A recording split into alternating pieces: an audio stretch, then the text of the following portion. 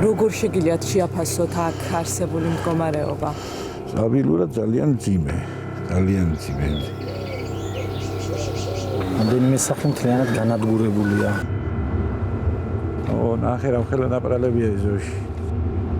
ანუ მთლიანად აქ უკვე არ შეიძლება. აქედან იწყება სტიქიის ზონა, ანუ აქ არის სოფელი კურსები, სადაც ჯერ კიდევ 2 კვირის წინ ადამიანები ცხოვრობდნენ, დღეს კი ეს უკვე მეწყერ საშიში ზონაა.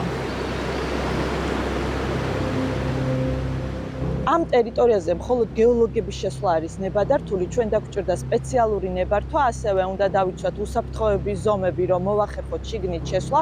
პირველ რიგში აუცილებელია და მოგვწეს ჩაფხუტი და ამითი უნდა გადავადგილდეთ ტერიტორიაზე და ასევე მოვყვება სამაშველო სამსახური, ასე რომ გეოლოგებთან და სამაშველო სამსახურთან ერთად შევალთ ახლა კურსების ტერიტორიაზე და ვნახავთ რა მდგომარეობაა დამეწყრილ სოფელში.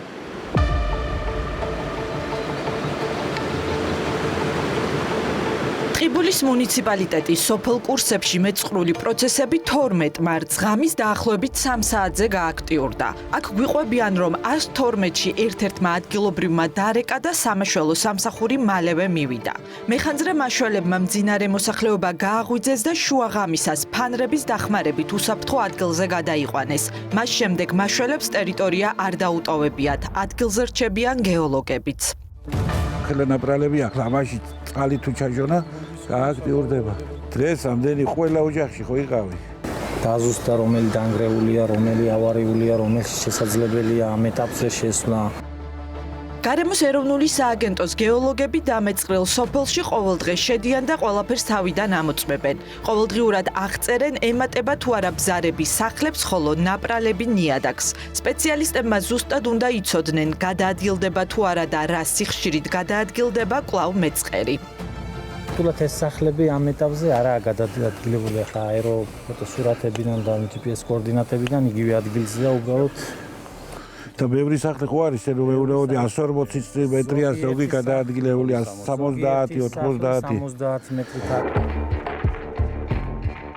სახლების ნაწილი მეწყერმა ერთი ადგილიდან სხვა ტერიტორიაზე გადაიტანა, ნაწილი სრულად დანგრეულია, ზოგი კი ავარიულია. მთლიანად არის 46 სახლი. ამ ზონაში მოქცეული ერთი რაღაც ნაგებობაა სხვა. აქედან 13-ში შეიძლება გადაადგილება და რაღაც ლიფტების გამოტანა და სხვა ავარიულია. 17 მთლიანად დანგრეულია ბოლო მონაცემებით. სახლებთან ერთად დაზიანებულია სოფლის შიდა გზებიც. ჩემს უკან რასაც ხედავთ, ეს იყო ჩვეულებრივი სამანქანო გზა, ბეტონიანი, რომელიც სოფლის ზედა ნაწილში ადიოდა და ეხლა ხედავთ, რომ სულ ჩანგრეულია. აი ნახეთ, ეს ჩვეულებრივი გზა იყო და მეწყრის შემდეგ როგორ შეიცვალა ფორმა და გახდა როგორც აღმართი. ეხლა დასავლეთ საქართველოს გეოლოგიური სამსახურის უფროსი გვეუბნება, რომ აქ მეწყერი ადრეც იყო და კლიმატური პირობების გამო კვლავ გააქტიურდა. ძველმეწყრული ხეხულის რეაქტივიზაცია მოხდა და ძირითადად უიცავს 60 გექტარს. 1-2 წელი და 10 კი არა, 100 და 1000 წელი უნდა რომ ჩამოყალიბდეს ეს ძველმეწყრული და მერე მოხდეს იმაზე განლაგება სახლების. ჩარშავ ძალიან დიდი თოვლი იყო და ჩაჟონვა ბევრი ხდებოდა. ეხლა წვიმები არის, ხო? შეიძლება წლიური ნალექი არ იყოს იმდენი ცვალებადი, მაგრამ ერთ თვეში მოვიდეს 1 წლის მარაგის და ის იწვევს ძირითადად მაგი იწვევს. მეწყერმა მდინარე წყალწითელას ნაპირზე ეგრეთ წოდებული ხელოვნური ზვინური წარმოქმნა, ანუ მარტივად რომ ვთქვათ, მიწა ამოატრიალა და ქვედა ფენები ზედაპირზე ამოიტანა. ამან გამოიწვია მდინარის კალაპოტის გადაკეთვა, თავიდან მდინარე მოძრაობდა აქეთ ამ ფერზე, მარცხენა და ეხლა შეცვლილია კალაპოტი იქით მოძრაობს.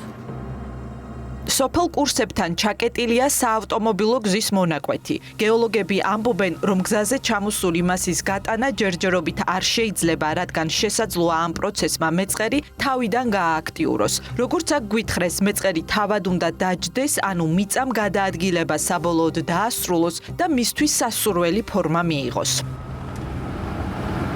ახლა მივდივართ იმ ადგილას, საიდანაც მეწყერი გააქტიურდა და დაიწყო ეს პროცესი და რა თქმა უნდა, უსაფრთხოების ზომები ამ შემთხვევაში დაცული უნდა იყოს და სამშველო სამსახურთან ერთად ავტივართ.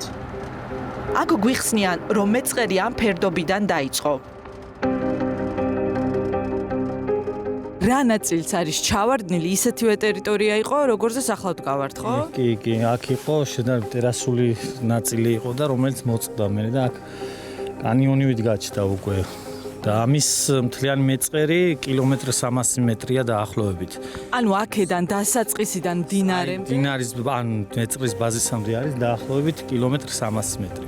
არის ჩვენ თვითონ ვიმახსოვრებთ თუ რა ზომაზე არის, რა ზომა არის ეს ნაპრალი და თუ კიდე აგვხდება შემდეგ კიდე ეს ნიშნული გაწეული, ესე იგი ვაწყობთ რომ მოიმატა. მაგრამ ეს სინამდვილეში ეს წავა გამზადებული არის მოსაწყვითად.